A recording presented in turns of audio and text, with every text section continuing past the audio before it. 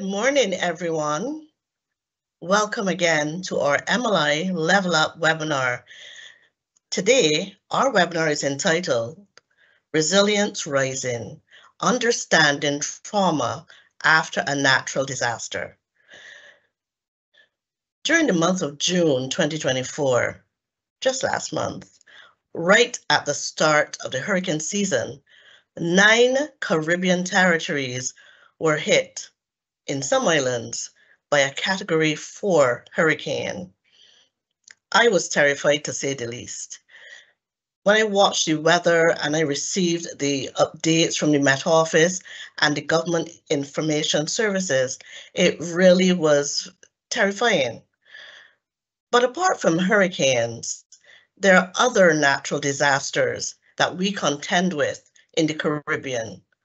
So therefore, this presentation today aims to delve into the profound psychological effects of natural disasters and will emphasize both individual and community resilience. Our esteemed presenter today will outline various types of natural disasters and their immediate and long-term impact on our mental health. We will gain insights into the nature of trauma, its triggers during disasters, and practical coping mechanisms, time permitting. And we will look at the pivotal role of the community, the support that they give and can give in fostering resilience and recovery. I am Dawn Lane, Program Development and Implementation Manager for MLI, and I take time to introduce our presenter, Mr. Kirk Pierre, counseling psychologist, BSc with honors, MA with honors, a doctoral candidate, certified traumatologist, a certified human trafficking consultant who also holds postgraduate certification in clinical supervision from the University of Derby in England. Kirk has had successful experiences working both locally, regionally, and internationally, and some of his specialized training also includes working with child and adult foreign terrorist fighters returning from conflict zones. Kirk also works extensively with all-aged individuals, families, community groups, and organizations on various topics along the spectrum of couples counseling, mediation, trauma, sexual violence, domestic violence, grief and loss, suicide ideation, and gang culture, just to name a few. Based on Kirk's expertise, he sits on various ministerial teams tasked with formulating national policy on specific items of relevance. It is therefore my pleasure to warmly welcome Mr. Kirk Pierre. Kirk, over to you. Hi, Dawn. Thank you very much for the introduction, and thanks for having me here as part of your team this morning. Thanks to the MNI team, and thanks for your patience also in having us having me up and moving this morning. So I'm seeing that the participants spread from throughout various islands. I'm seeing Barbados, I'm seeing Colombia, I'm seeing Jamaica, St. Lucia, St. Vincent and the Grenadines, Trinidad and Tobago, USA. I want to say thank you all for being here as well.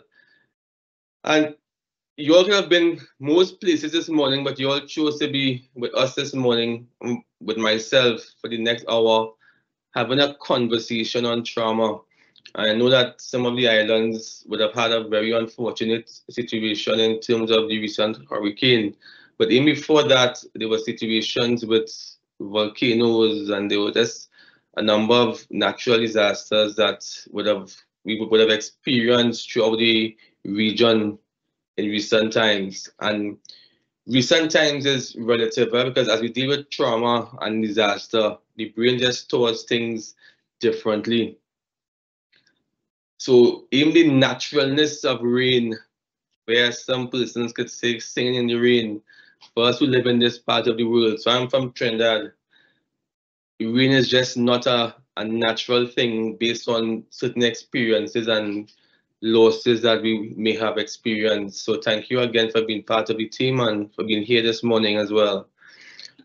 What trauma does, it takes away our sense of control. So if we could go to the first slide and just, before we start, just take a little while and just come up in your mind with, if the topic area that we're talking about this morning triggers some things in your mind that may create some level of disturbance.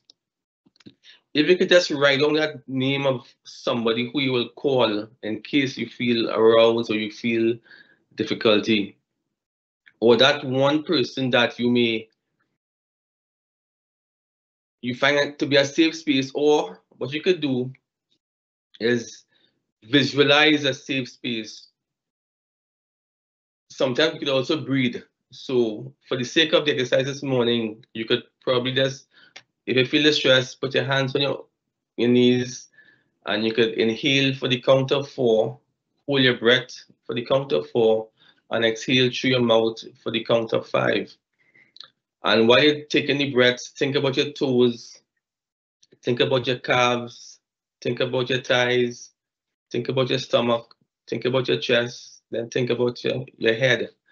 What that does, it takes the oxygen throughout our system and just displaces energy that is probably toxic with energy that is useful and helpful for us moving forward. Because again, just being anxious doesn't allow us to breathe. So most of us breathe from nose to throat, and oxygen does not go through our whole system. All right. So just take your time, think of that place, and know that we're here to support you all during this conversation and definitely after as well. Next slide, Dawn.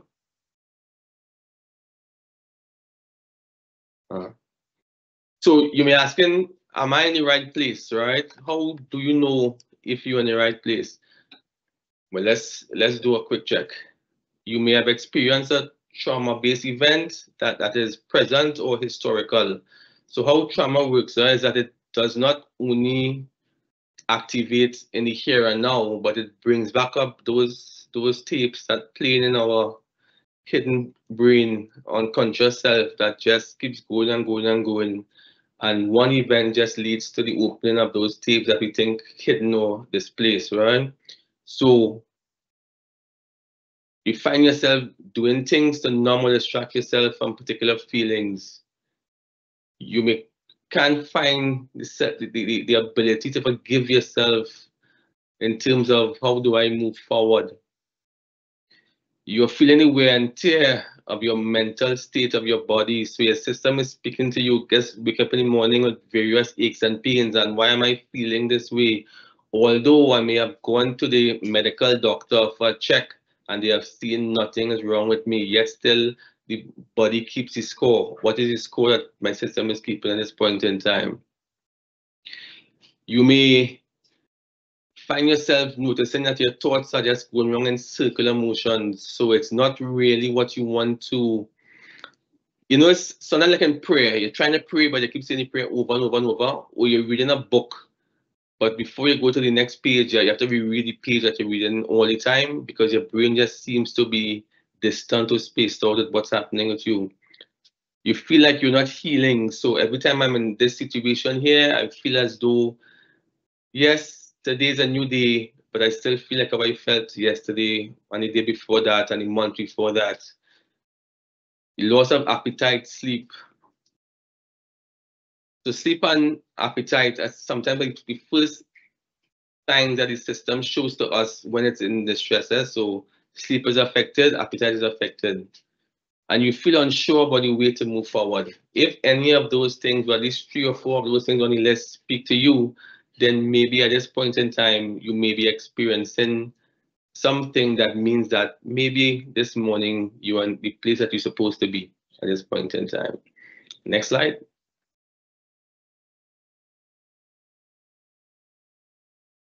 Traumas work sometimes always starts from the place of distress. But I want to start from a place of just start safe space. If we start from a process of visualization, let's separate the brain in two parts. Let's say that the first half of the brain deals with trauma, deals with familiarity, deals with habits. But you know, there's a next side of the brain that deals with visualization, deals with manifestation, deals with recreation.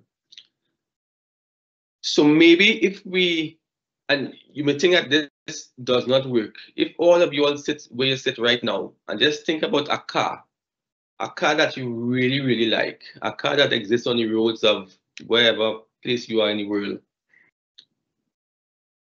I'm sitting before next week, Friday, you will see that car passing in front of your face all the time. But think of a friend, one person is alive, that you haven't spoken to for a while, and that friend will just text you or call you and you wonder, well, I just thought of you, and now I'm seeing you, now I'm hearing from you. The brain has a unique power of manifestation and creation. Huh? The thing is that trauma just occupies our time so much of the time. It just keeps us trapped for so long that we forget that we have that ability to just be, to just create, to just manifest, to just visualize. And the same way for some of us, if we think about our kids, right? And we think about so fear, it could be defined as trying to avoid bad things from happening. But if we have to say that if we remove the fear and we think about this child that I'm concerned about, that I love dearly, what outcome do I want for this child? And I think and I visualize if we could bring a car into our existence, you think we could bring the future we want for our kids into our existence? Maybe we could. And maybe it's something that we need to practice more. However, we need to silence the noise that trauma has, and there's those thoughts that are very intrusive all the time. So in your brain right now, just think about that safe space. And if you were to put 5 things or 5 persons or 5 things or persons in that space, what would you put in that space? What would you put to make you feel most settled, most safe, most comfortable, most accomplished in that space at this point in time? It's your space, right? And the space must not be determined by people, by circumstances, or by time, right? It must be a space that you are the author of the story. And as the author of the story, and we'll come to that as we go on, as the author of the story, you get a chance to create what safety is for you. So as we go on with our chat this morning, just think about what that safe space for you may look like, and that's what you will put in that space that you could carry about with you anywhere you go. Even in the most difficult work days, or the most difficult situations, or the most difficult trauma circumstance. And we know with natural disasters, it brings sometimes some of the most destructive things that the eyes could see. But the brain could still store that space as being safe, and I could create in my head what that safe space is. Next slide, please.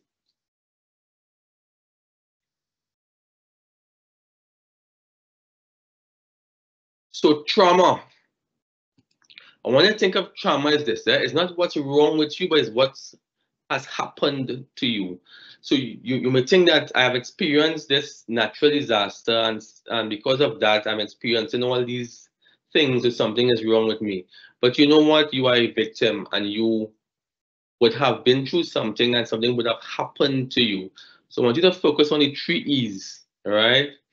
And trauma, for the context of this conversation, as a definition, we can say trauma refers to an event, series of events, or set of circumstances that is experienced. So we have the event, then we have the experience by an individual as physical or emotional or emotionally harmful or life-threatening that has long-lasting adverse effects.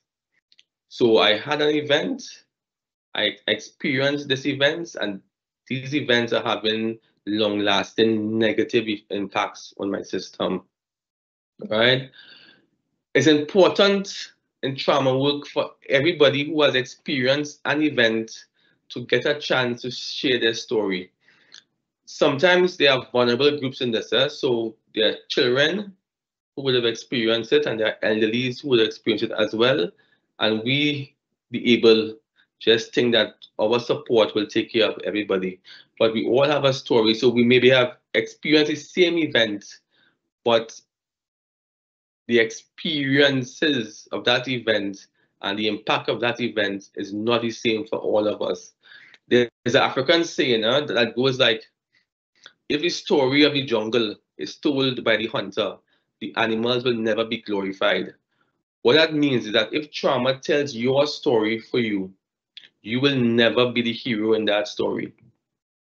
Some of us, a lot of us, would have the life we live in right now is not our life story we live in. We live in a life that was created to us by the education system that we came from, by parenting styles, by friendships, both positive and negative, and by just general life circumstances.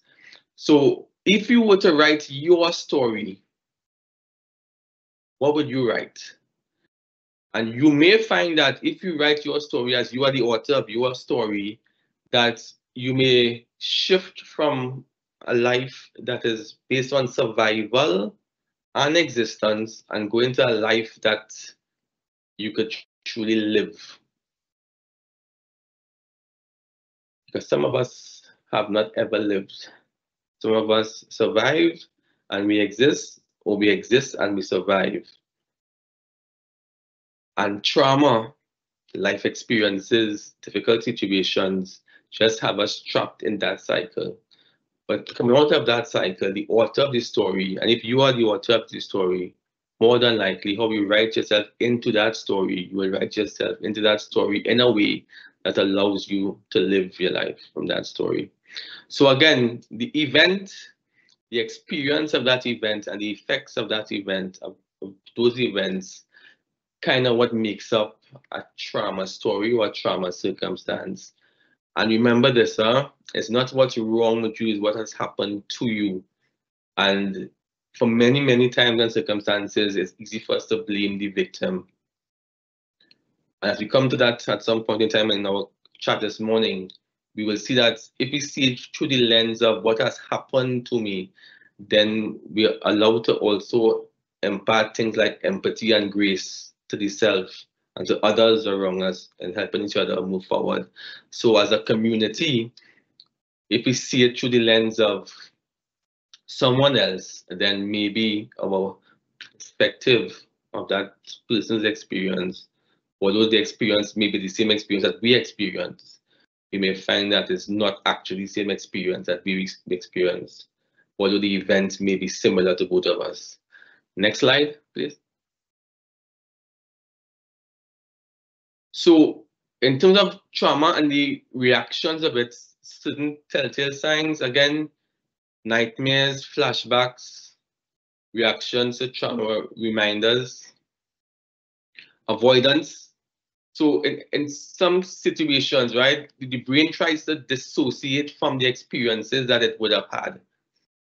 And our motivation for doing things as well also shifts as well by some of these changes that we have. So if I act as though the event never happened, then maybe the event never happened. So I'm acting as though the event never happened, yet still my physiological system is going through a number of things. Hyperarousal, my brain can't seem to switch off, my appetite is off, I'm very, very anxious. I go for medical checkup, they're saying that nothing is actually medically wrong with me, yet still I'm feeling as though I'm having a heart attack. All these things are things that are happening, although I'm trying to tell myself that nothing is happening. It's like crime in some areas. Because crime is occurring and we don't think we have the ability to think to be safe, then we act as though crime does not exist, which actually makes us more unsafe because it doesn't allow us to put the systems in place to actually maintain our sense of safety. Very, very weird. Changes to stress responses as well, hyper alert as well, negative changes in beliefs about ourselves and others. Now, some experts say that we do things for four main reasons. rewards, ideology, cohesion, or ego. Acronym RICE: rewards, ideology, cohesion, and ego. The number one reason that most people do what we do is because of our ideology, our belief system. When trauma occurs, it actually rocks that belief system. So it actually changes you from your principal self to a self that is now reacting to a number of stimuluses around you. So most people try to control how they feel, but we can't control how we feel, we can control how we behave. But in trauma, we merge feelings and behavior. So I behave how I feel. But if my behavior is consistent with my experiences, if my feelings are consistent with my experiences, then, and I choose behaviors in alignment with how I feel, then most likely I'll end up in situations whereby I may be destructive to self, right? Now, behavior has three aspects and three components. I want us to recall this, right? I can't control how I feel, but I have control over my behavior. And my behavior includes my words, my thoughts, and my actions. Words, thoughts, and actions. Only thing in the world we have choice and control over: words, thoughts, and actions. Next slide, please. So avoidance. So the three R's I want us to recall, right? Because sometimes, again, in terms of what the event may be, we may have three separate reactions that, or three separate things that affect us differently. The reactions to the event, which is severe confusion, impaired thinking, distress, and distressing thoughts that can be calmed as well. And some of these things lead to self-harm or at least suicidal ideation. Now in Trinidad, the island I'm from, Trinidad is ranked the third highest in the English-speaking Caribbean in terms of men and suicide, right? So what we're talking about here is a very real thing that has very, very real experiences. And some of the reaction to these things, if not addressed, gives a sense of hopelessness and an option or outcome that is not really in the best interest of anybody at all. Right? Because there are other ways, however, I feel and I behave, and obviously it's more complex than that. But how do we provide hope to persons who may be struggling at a particular point in time? Risk. Those that lost a loved one were injured or believed to have died. So again, natural disasters would bring all these situations to us at the forefront, and the persons at high risk of, or who needs extra care, are persons who would have experienced some of these things. Right? In terms of the neighborhood that I grew up in, I spent my whole life in, is now destroyed. The neighbors that I spent time with time around has now have to move to find other places to live and exist. How do I manage around some of those situations?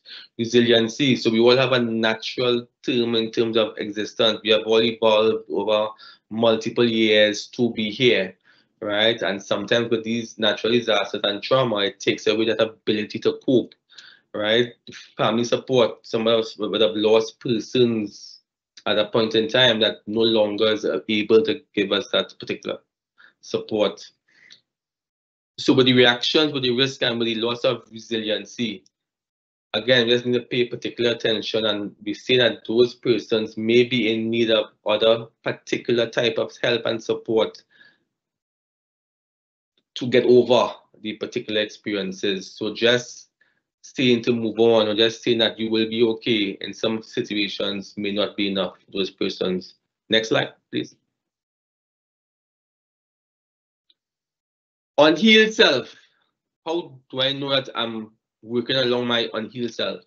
Right? So that I want to say, so yes, agreeableness is there, and the list goes on: agreeableness, low self-esteem, putting needs of others aside. Now, all these things may look and appear to be very natural human personality traits, but you know what? We have found that in trauma work and after natural disasters, after trauma experiences, some of these traits are not necessarily part of your personality. Some of these traits are traits that you have developed over a period of time to help you exist and to function. past particular situations and with particular situations. There are two. I want us to think of this: resisting positive change. Now, what trauma does is that it makes us live in states of familiarity. Those states of familiarity also has in it states of chaos. So I've come up with a formula that says familiarity plus chaos minus comfort equals trauma, right? But I'm so distressed that I prefer to do what I'm accustomed doing, although I know it's very chaotic, because at least it's familiar to what my life looks like or what my life should feel like. But life is not always chaotic for those persons, but because they have no other existence outside of the chaos. So the chaos here, from chaos, come out of chaos, there's no definition of what life is. Because we can't exist in a vacuum, the self then goes back into what it knows, what is familiar to it, right? But it's chaos and familiarity. So the friends we choose, the relationships we choose to stay into, the substance habits that we used to keep, all are familiar situations that we think help us maintain, but it lacks comfort. For the healed self, comfort is a must. So comfort, and then we go to familiarity. That is that indicator that the self is healed and the self is well and the self could now enjoy living. The absence of it is just chaos. And for many of us, chaos has become a little too familiar and part of our existence. Fear of abandonment, right? Because trauma would have taken away things from us or persons from us, we kind of develop almost issues of abandonment or rejection. That makes us almost open to situations of abuse from others, yeah? Because we kind of bypass the natural laws of what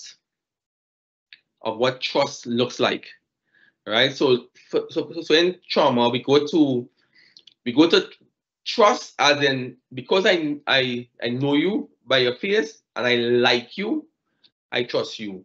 But opposites attract. So what about you do I like? But because I just need a space that is familiar, I just skip all the other flags and just jump to trust one time. And again, we put ourselves in very situations of abuse and harm, only because of the fact that we try to run from two primary emotions, abandonment and rejection. Next slide, please. All right. Next slide, please. Perspective. So for you all in the crowd here, in the group here, in the chat here this morning, I want to think about this, right? If we dealing with perspective and perception, two P's that are critical for us to support each other in trauma work or healing from trauma. When we view the world through our perception, right? That is how I see the unfolding of events and how I perceive this event to be. That is a very narrow way to support persons, for me to watch the world.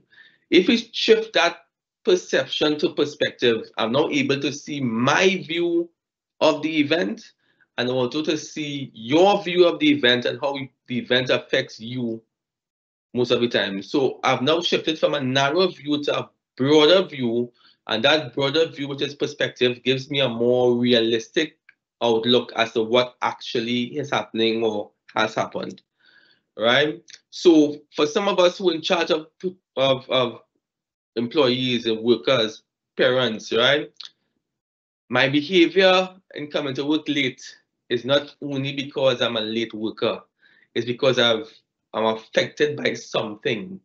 My drop in work performance, I didn't leave from just being a bad worker, but by being a good worker to becoming a bad worker. I'm experiencing something behaviorally that probably I am not aware of the impact on me. The concept of the Johari window speaks to there are things that you know about me and I know about me that both of us could agree upon. But there are things that if you are around me long enough that you will know about me that I am not aware of about me. right? And that's where sometimes we just need to look into somebody and say to us that based on the consistency of your behavior over a period of time and what's happening to you now, something else may be affecting you at this point in time.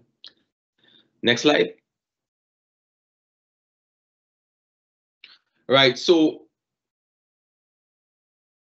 for all of us, it's key for us to find a way to function, right? And some of the ways for us to function through these stuff are ensure that we have the right emotional tools and self-care in terms of understanding who we have around us that gives us deposits emotionally and not withdrawals. So you have a friend that you talk to before you go and sleep, but after you talk to that friend, you're drained. That's not another friend that you should talk to before you sleep. Talk to that friend around lunchtime. So still your friend, I still love you, but when I talk to you, you just drain me. Find persons around us that actually add to our emotional bank and not take away from our emotional bank. Next slide. Physical.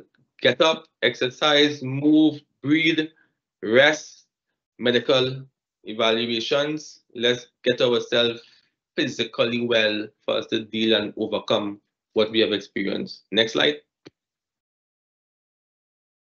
Mental space, just find things that bring fun to our life. You say, well, I don't have fun anymore.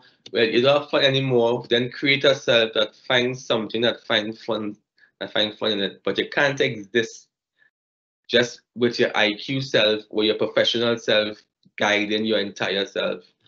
Those cells have been found to be when you reach the age of retirement and you're no longer called by your professional title, those persons get sick and die quickly, because they have no other existence outside of the brand that you have created for yourself professionally. Next slide. Spiritual self, ground yourself, whatever your belief systems are. Again, that ideology that drives your behavior, that drives your principles, reconnect with it. In grief, trauma, one of the things that we have found that has compromised a lot is just the ability to sit still, and to pray and to find yourselves. So for some of us, it may be hard to sit still. However, reconnect, and find yourself. Next slide. If hurt people, then imagine what healed persons could do. Food for thought. Next slide. The organization that sponsored this morning, that run this program, has a very vibrant employee assistance program. Reach out, engage, find somebody to talk to. Again, the suicide rate is very, very high. The distress rate is very, very high. The trauma rate is very, very high. If you have to alter your story, sometimes we need help just to slow down those thoughts that are racing in our mind. The EP services, there are a lot of persons on the list. All the persons on the list are very, very competent and very, very skilled. Find somebody to go and talk to. It will change your life. Next slide. And like for all of us who have been through multiple situations and circumstances, there's always the ability with life to rise. And if we rise, then the pain, some of the pain that we experience don't go away, but if we rise, we just get larger and larger and larger around the pain. And that for us could be our definition of healing. Next slide. Thank you for your attention this morning, and thank you for engaging in terms of listening so far to this opening conversation of trauma. Renee, Dawn? Yes, thank you so much, Kurt. There are times like this where I wish that we had more time, that we can delve deeper into this topic. But I want to thank you for what you were able to do today. I know you're traveling, so still hard on you, but we want to thank you for being here. And I know for sure that I'm going to be using the anxiety breathing exercise that you started with. I definitely am going to be using that, possibly all through the day. Simple but effective. So what I'm going to do now, I'm going to invite Renee Barnett to moderate our Q&A segment today. Renee? Good morning, everybody. Thanks, Dawn. Thanks so much, Kurt. All right, our first question this morning. Can you share what the link is between trauma and PTSD? Right. So PTSD is the lived experience after a while. So the trauma has occurred, but like we live the trauma over and over and over. So post-traumatic stress disorder is almost like something that we live on and on. So an example of it could be the fact that this event has occurred. Yes, still I suffer the arousal or the hyperarousal in terms of every evening before I sleep, I go through almost like this ritual of thoughts that then restricts my ability to sleep. And without it being addressed, and sometimes it goes on and on and on until it forms almost like new behaviors that I think is now my new personality. But it has a starting point and it has a place. So some person may say, well, I was robbed at any nighttime, so I have developed a behavior now that I don't be out of my house after 5 p.m. in the evening, because just to make sure that it's not dark. That when it gets dark, I'm not outside. So it's around those type of situations that one could lead to the one, but one is the event, the experience, and the other one is like the lived behaviors that I have, or feelings and symptoms that I have, or reactions that I have after the event has occurred.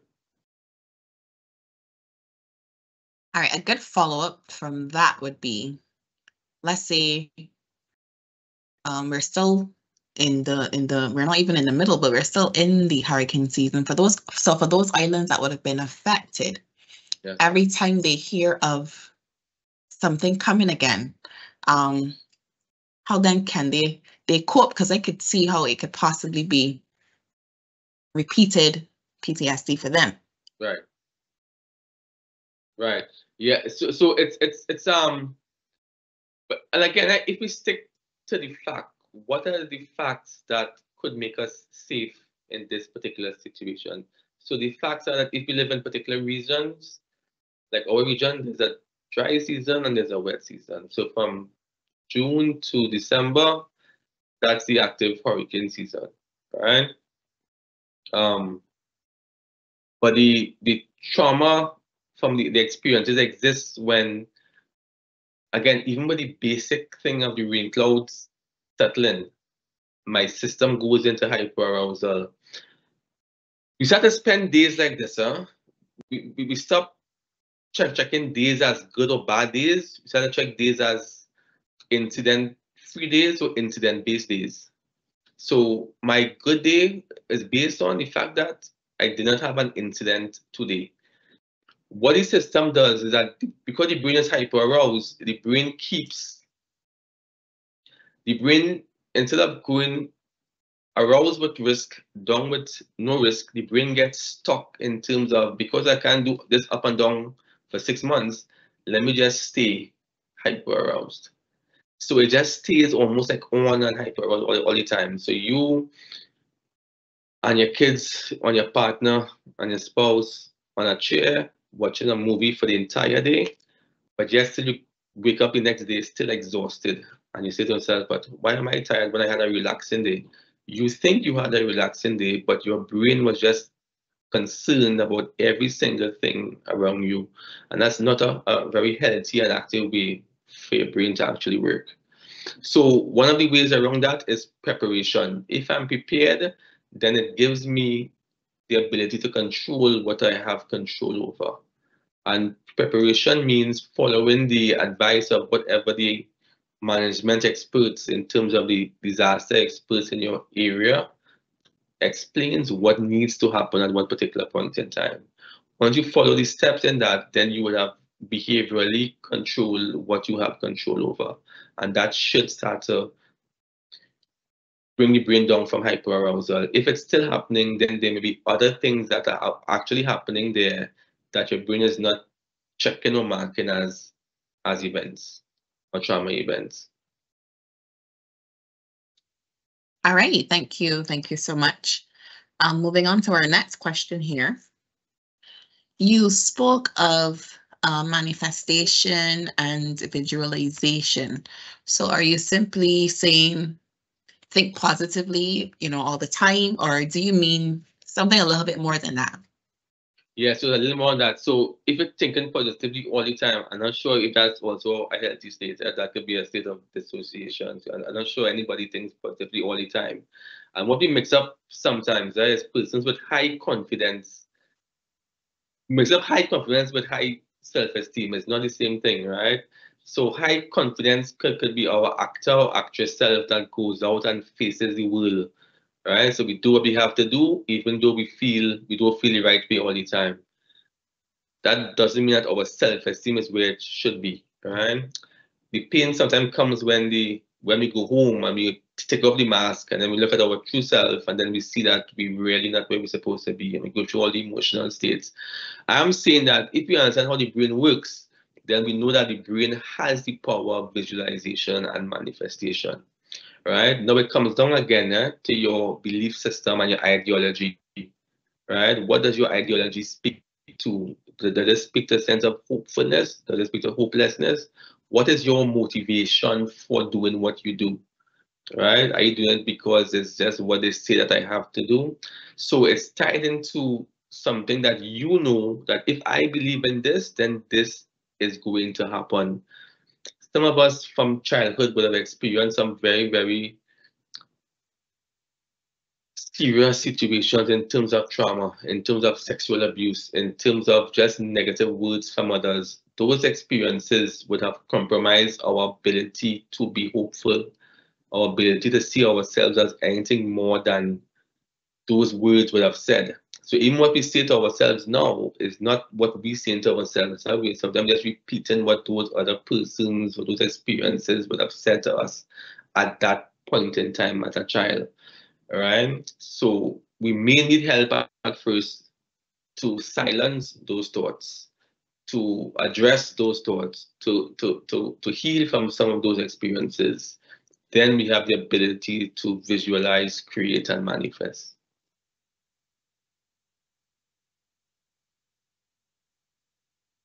Excellent. Thank you. Thank you so much. All right, moving on to our next question.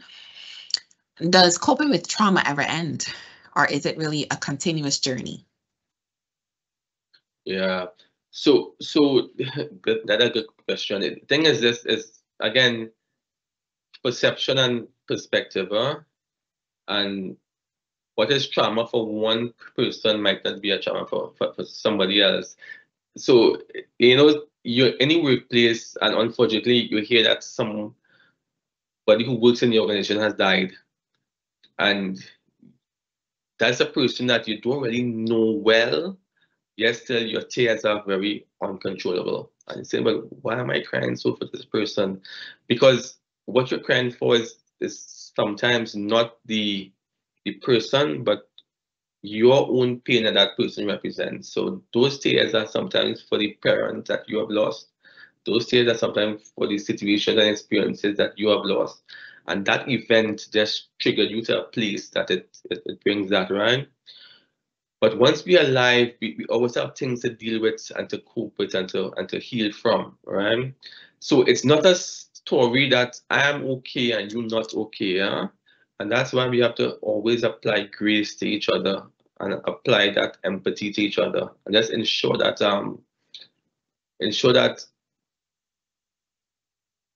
we all take this walk of life in a way that recognizes that we all carrying something at some point in time. And it's not about strength or weakness, it's about life. So does trauma always end? We always open to events, we always open to experiences, we also always open to the effects of those experiences. So maybe it doesn't always end. How we cope with it though, how it's manifest, how we soothe, right? And sometimes we find ways to soothe that are not healthy. So if we check men, right? Sometimes men go back in time to what works. So let's say a male is 40 years old, 50 years old, and in distress, he may go back into a situation that for his 20-year-old self to guide him through. So at 20, I'm popular, everybody likes me. However, I used to go to the bar a lot. Or two, I used to have sex with multiple persons to build my self-esteem and ego. But at 45, 50, I have a family now, I've moved past that. Imagine that male going back there to find a way to resolve the cope with the situation. It just brings losses, it brings hardship, it brings distress to well-formed situations and households. So we really need to understand what happens with the brain at particular points in time, and also where to impact the support at that point in time as well.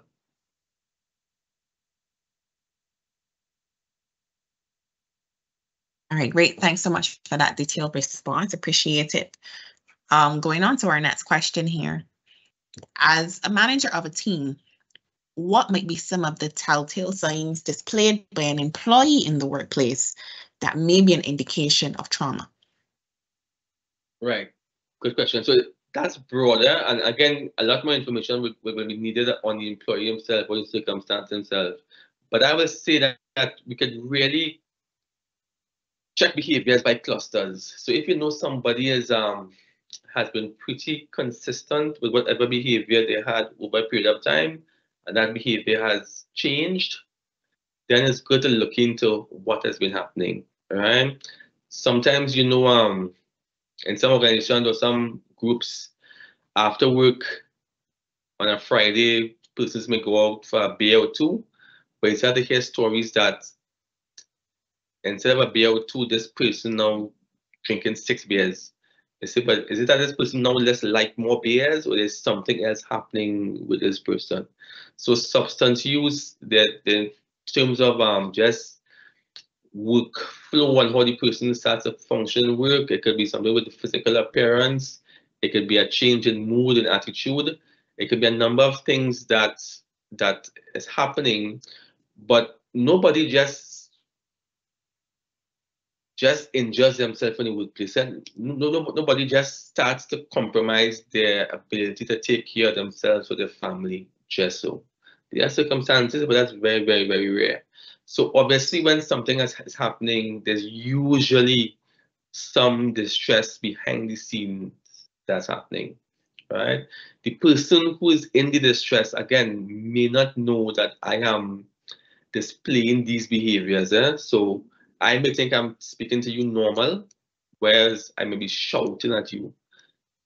But you have to tell me that I'm shouting at you, because to me, I'm normal. So if you just come and address the fact that I'm shouting, I may resist the fact that I'm shouting, because to me, I'm not shouting.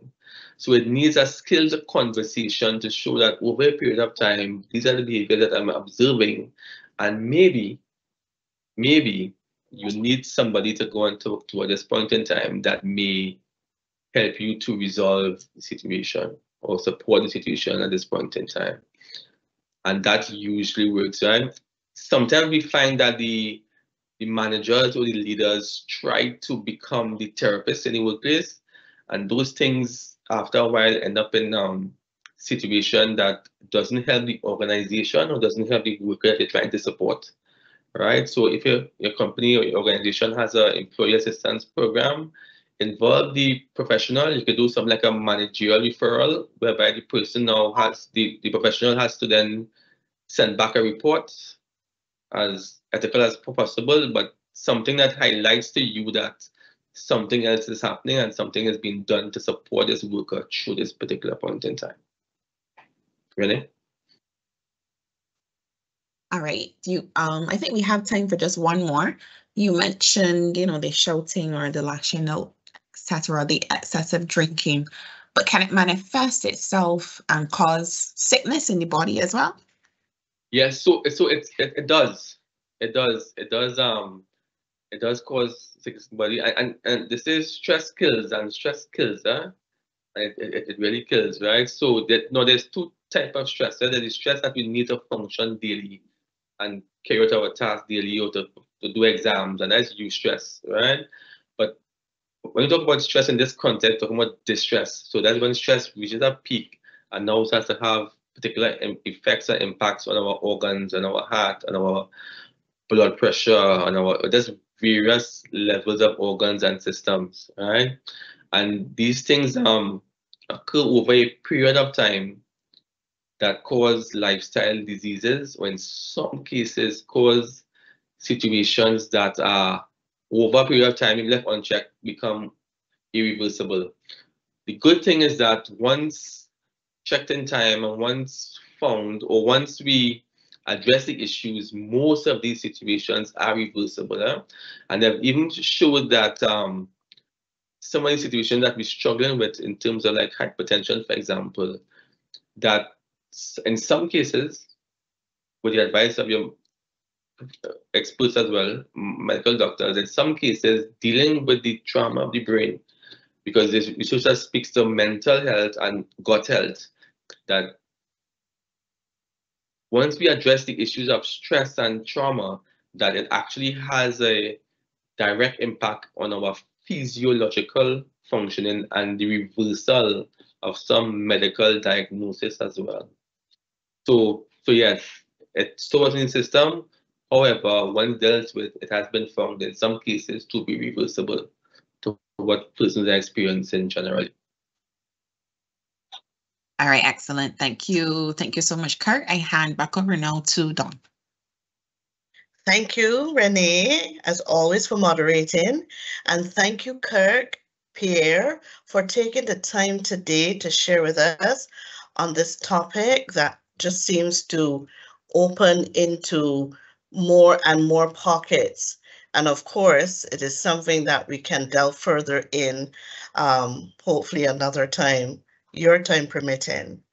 To our audience, we appreciated you today. Thank you for taking the time, as always, to be here with us on our MLA platform and for making it a great session. We've come to the end today of our MLA webinar, Resilience Rising, Understanding Trauma After a Natural Disaster. Thank you for joining us again. But I want you to take some time and look out for the MLI upcoming August programs. We're going to have emotional intelligence on our calendar. And for those of you who don't know, this comes with a personal assessment on your EI quotient, and you can take that with you. It is a great help. We will have conversational intelligence for a positive culture, and for those of you who are prepping for our end of year reviews. And so there will also be performance management and much more. So check out the calendar, go on our website. But until next time, remember, we ask you to continue to level up. Have a great day, everyone, and bye for now. Take care.